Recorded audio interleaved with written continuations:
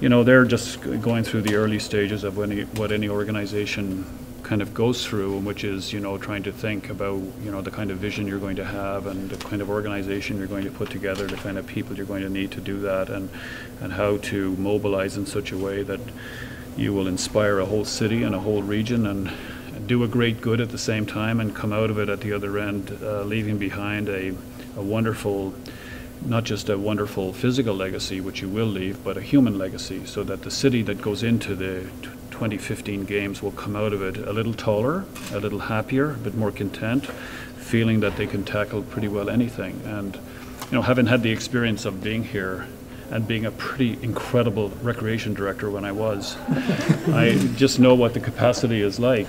So I think the city is in for a fantastic experience. And the challenge for any community tackling something like this is to try to, figure out how they want to go about it, and to try to do it in such a way that you touch every life in the community and that you leave no one out, and that you always get into this situation where there'll always be a few people who think it's a fantastic idea, and you'll have a few who think it's not a great idea, and in the middle you have all of these citizens who want it to be a great experience. And the skill for the organization is to try to break down those barriers and unite the community. This is something you're going to do, and you want to be the best it can be, and you want to get to the very end and hear those magic words that it's probably never going to be any better than this. I think you're off to a great start, and you beat some pretty hefty competition to win, and you're following some pretty compelling examples of how to do this right. But I think you have you're going to have one of the best periods in your history in front of you. Initially, when Vancouver won the games, it was Vancouver's games, and as the games were proceeding, became BC's games, and as the games were winding down, they became Canada's games. Huge success story in turning around attitudes. Is that going to make a difference in 2015 here? Well, first of all, it was never Vancouver's games. We never pitched for Vancouver's games. I think it was viewed by people locally as ours. The vision that we presented in Prague was that we wanted to be nation builders. We wanted to try to contribute to the country in some way. We thought we could. But it takes a long time. You have to populate your project with great ideas and good people, and you have to get out there and you have to start, behaving like that's what you're trying to do. And in the early days, because we were all located in Vancouver and we didn't yet have the provinces as our partners, and we hadn't, woven together the torch relay plan, and we didn't sign up all our sponsors from across the country, and we didn't have volunteers from every community in Canada, and we didn't have ticket holders from every community in Canada. It takes a bit of time to fill it all up. Was there resistance to the idea of sharing it? Yes, but the vision was that the only way to succeed was to do the most good you could while we were doing it, So, in the early days, I think it's fair to say that communities in the province saw this as ours. We actually talked about this today, and about not getting locked into that kind of discussion. You can be in that discussion, or you can be in a better one, and the better one is to be in this discussion. We have this chance as a community to do this great thing, and we're going to try to include everybody and be the best example we can be and not look back. And I think that's what's in front of you, and the amount of good you do is really in your own hands. And while you start to do this, you'll find out very quickly that to do it well, you need friends, and you need partners, and you need others to be part of it with you. So you have to have a good vision, and you have to have good people and a great team. And so, I think and because of that, the whole thing is kind of in your own hands to how far you want to take it. I've had the experience of working here and putting on a games here that was about bringing the North together. And I know it's here in the community to do this, and I think you've got a lot of hard work ahead of you. And ultimately, you'll view this as a great success if you can, at the end of it, all come to agree that every family, every child, every person that lives here has been affected by this. And ultimately, I think you want to have a conversation in your own community of, what did everybody contribute? And I think if you can foster this spirit of contribution across the community, you'll have a wonderful experience like no other that you've ever had in your past, and it'll be very special. And when it's over, you'll say, I would do this again 1,000 times if I could. When you started off, did you have a game plan and say to yourself, we're going to stick to this game plan come hell or high water? Or is that kind of one of those living game plans? It changes and it just moves and changes, shifts with every new development? Well, much as you like to think that you have a picture of what it will be like in the end, you really can't. It's too far in advance. The game plan we had was very much around the vision, but I think it's you never want to be so fixed in your position that you wouldn't change it for a good reason. So I think you have to map out, you have to have a plan. Plans will be developed by good people and you'll map them out, but you'll come along and there'll be rocks in the road and you have to get them out of the way and you have to get around them. And this is a big project, the biggest one you've ever taken on. So you have to have that kind of approach, and if you do, you'll whatever you decide to do next, or whatever changes you decide to make will be the right ones, and you'll make the project better, and that's a good thing. We had when we mapped out our plan for Vancouver, we made many changes, but we never made a change that diminished the project. It made it better, and you always want to have an open mind about what you're doing. If there's a better way to do it, of course you're going to do it, but today you're 5 years away and you're going to map out a strategy and a plan. You already have a lot of this done, but you'll rethink some of this, and so on.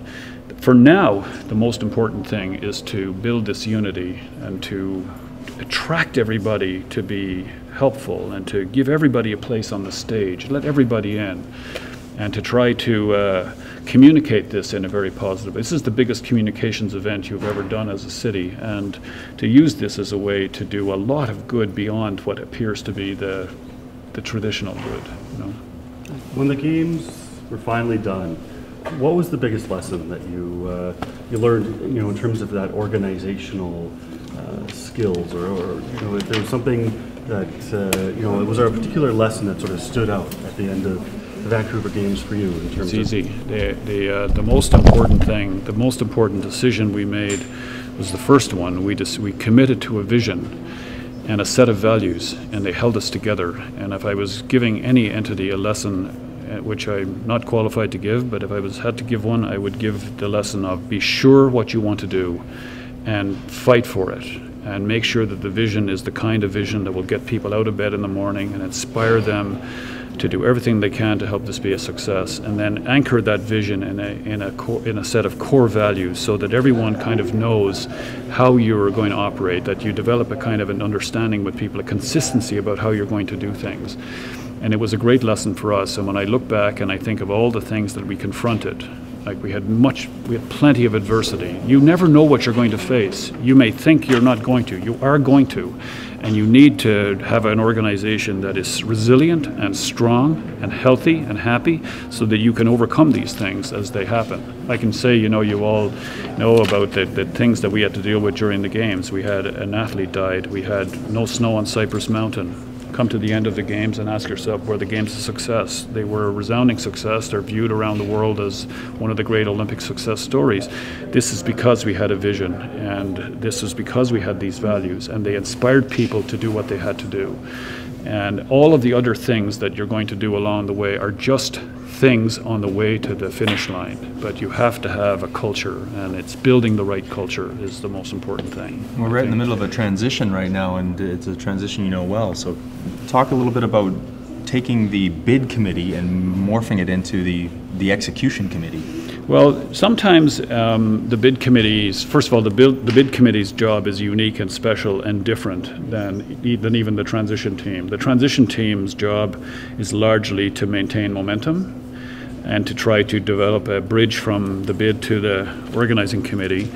And the work they're trying to do right now, which is noble work, and it's exactly what they should be doing, and is to try to figure out the kind of organization they're going to need, the kind of leadership they're going to need, the kind of CEO they're going to need, the kind of organizational culture that can sustain itself all the way through. And they're going through that now. They're doing it thoughtfully and carefully, and I think over the next few months they will come out of that process and you will have an organization that you can see. And what they're trying to do is to get some clarity around this. To a degree, they have to look back and study what's happened before and take from that what will be useful, but to form their own focus and decide what they want to do and how they want to do it, and not be guided by someone else's history. I mean, with the Olympic Games, if we had followed the history of Salt Lake, Torino, Athens, Sydney, we'd have only been that good. And so what you want to do is look back and learn the lessons But then have your own plan and your own strategy and go for it and go as far as you can, as fast as you can, and do as much good as you can in the time you have, and then pass it on to somebody else in better shape than you got it. And I think that's in your future. You spoke about how this wasn't the Vancouver Winter Olympics, it was the Canada Olympics, and we're trying to do the same here in the North, not just make it about Prince George. How do you think that we can incorporate it to make it a Northern Games? Well, I think you have to populate it with your own ideas. I mean, here's the thing. I ask you the question, why did people in Prince George abandon their jobs, set aside their work and their families for 7 weeks, take a bus to Vancouver to put on a blue jacket to serve Canada? There was a reason to do it. They believed in what we're doing. And part of what you have to do is to have this vision and make believers out of people, make people look at what you're doing here and feel that something that they want to be partners in, to be a part of, and share it. And I think that work has started, and different cities that have done this in the past have, some have done it better than others, but you have one of the good things you have here is that you're a community that's sort of, you're not close to 4 or 5 others like you. You're here on and you have a great opportunity to do something very special, because this is yours, and there's no confusion here about about where you are. You are the core driving influence in the North, and so you have a chance to give the North a coming out event and give Prince George a great human adventure at the same time. So I think it's really in your own hands how you want to and who you want to include and so on. And but the number one, I think, if it was me and if I was the CEO for the Games, I would want the project to matter to everybody who lives here. I'd want people to be talking about it at the kitchen table. I'd want them to be talking about it at their work, where they play. You want it to be on everyone's agenda and have them ask themselves, what can I do to help this be successful?